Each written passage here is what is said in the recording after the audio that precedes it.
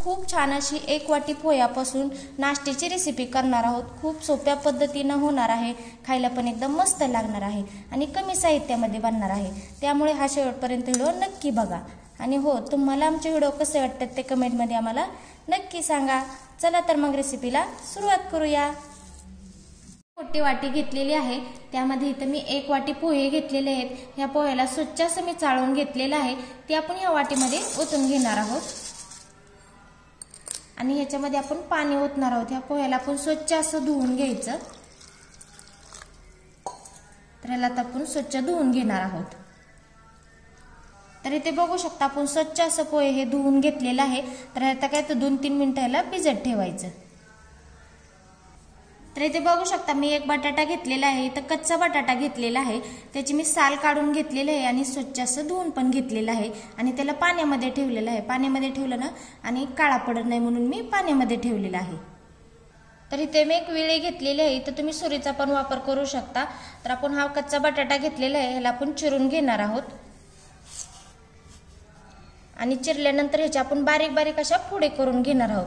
तर असा पण मधून आपण असा चिरून घ्यायचा, हे पण पाण्यामध्ये टाकायचा आणि ह्याच्यामधून अशा बारीक बारीक उभ्या रेषा घ्यायच्या आणि उभ्या रेषा घेतल्यानंतर अशा बारीक बारीक ह्याच्या फोडी करून घेणार आहोत आपण।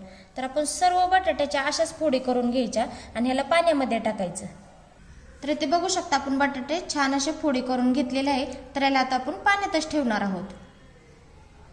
तर इथे मी 2 कांदे घेतलेले आहेत, ह्या कांद्याची मी साल अशी काढून घेतलेली आहे आणि दोन्ही बाजूनी ह्याचं कट करून घेतलेले आहे। तर ह्याला आपण आता चिरून घेणार आहोत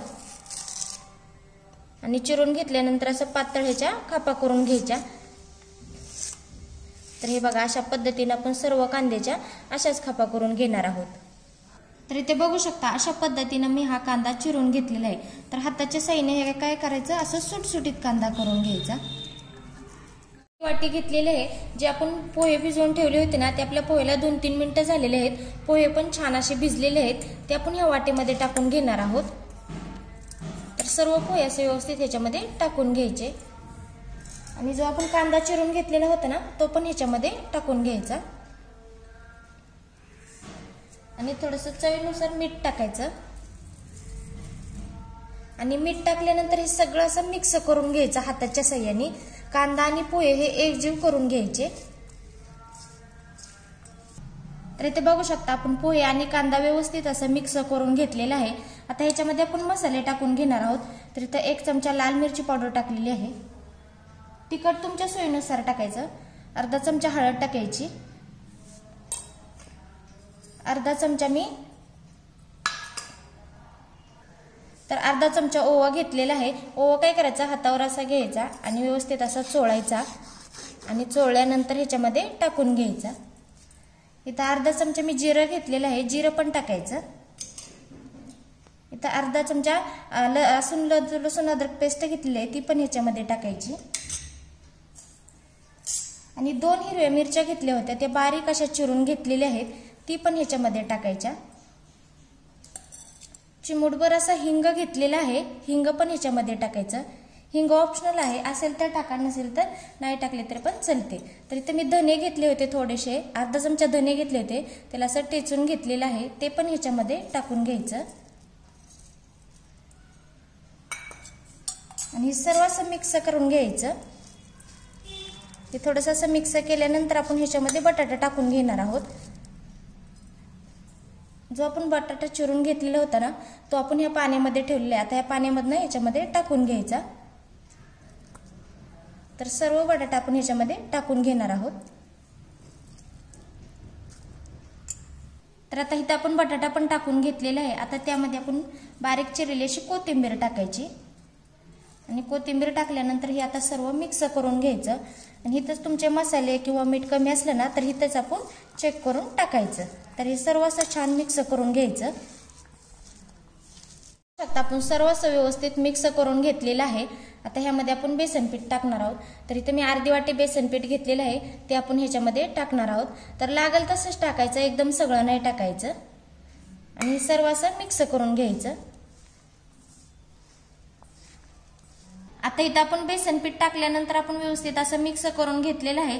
आता ह्याच्यामध्ये आपण 1 चमचाभर तेल टाकणार आहोत आणि तेल टाकल्यानंतर आणखी याला व्यवस्थित मिक्स करून घ्यायचं।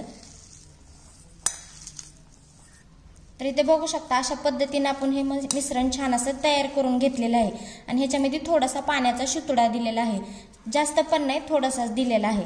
तर अशा पद्धतीने आपलं हे मिश्रण तयार झालेलं आहे। तर आता इथे काय करायचं, थोडंसं असं हाताला तेल लावून घ्यायचं आणि हाताला तेल लावल्यानंतर ह्याच्यातला थोडासा असा आपण गोळा काढून घेणार आहोत आणि थोडा गोळा काढल्यानंतर ह्याला गोल आकार द्यायचा आणि गोल आकार दिल्यानंतर हे बघा अशा पद्धतीने आपण असा गोल आकार दिलेला आहे आणि अशाच पद्धतीने आपण सर्व असे करून घेणार आहोत। अशा पद्धतीने आपण तयार करून घेतलेला आहे। तर इथे गॅसवर एक कढई ठेवलेली आहे, त्यामध्ये मी तेल ओतलेलं आहे। तेल हे चांगलं असं गरम करून घ्यायचं। तर इथे तेल आपलं गरम झालेलं आहे आणि आता आपण गॅस मध्यम ठेवलेला आहे, ते ह्याच्यामध्ये आपण टाकून घेणार आहोत आणि मध्यम गॅसवरती छान असं लालसर होईपर्यंत आपण हे तळून घेणार आहोत आणि थोडंसं असं साईडने तेल त्याच्यावर असं टाकून घ्यायचं, म्हणजे व्यवस्थित असं तळून निघतं आणि मध्यम गॅसवरती लालसर होईपर्यंत आपण याला आता तळणार आहोत। तर याचं थोडं थोडंसं हलवत राहायचं, म्हणजे व्यवस्थित असं आतपर्यंत हे तळून निघतं। तर इथे बघू शकता आपलं लालसर होईपर्यंत आपण हे तळून घेतलेलं आहे। तर आपण हे आता काढून घेणार आहोत। तर हे बघू शकता अशाच पद्धतीने आपण सर्व नाश्ता असाच तळून घेणार आहोत। तर इथे बघू शकता मस्त आपला पोह्यापासून हा नाश्ता तयार झालेला आहे। खायला पण एकदम खमंग आणि कुरकुरीत लागतो, त्यामुळे ही रेसिपी तुम्ही घरी नक्की ट्राय करा आणि व्हिडिओला लाईक आणि सबस्क्राईब करायला विसरू नका आणि घंटीचं बटन अवश्य दाबा। चला तर भेटूया पुढच्या रेसिपीमध्ये। धन्यवाद।